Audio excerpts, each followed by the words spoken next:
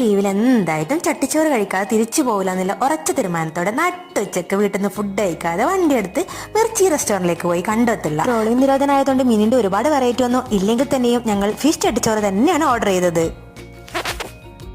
മുട്ട പൊരിച്ചത്, ഇളമ്പക്ക തോരൻ, അച്ചാറ്, അവിയല്, കാബേജ് തോരൻ, കൂട്ടുകറി, ചെമ്മീൻ കറി, പപ്പടം, ഒരു വലിയ അയല പൊരിച്ചതും ഒരു മത്തി പൊരിച്ചതും, പിന്നെ സാമ്പാറ്, പിന്നെ മീൻചാറ്, പിന്നെ അതിലൂടെ രസമുണ്ട്, പായസമുണ്ട്, അടപ്പായസം.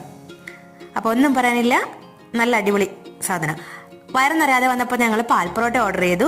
അത് നല്ല അടിപൊളി പൊറോട്ട, അതിൻ്റെ ഇടയിൽ ഒരു ചിക്കൻ കറി, അതിൻ്റെ ഇടയിൽ പിന്നെയും പൊറോട്ട, മേലെ നല്ല ക്രീമി പാലും, പിന്നെ ഉള്ളിയും, പിന്നെ പച്ചമുളകും ഉണ്ട്. നമുക്ക് ടേസ്റ്റ് ചെയ്ത് നോക്കാം.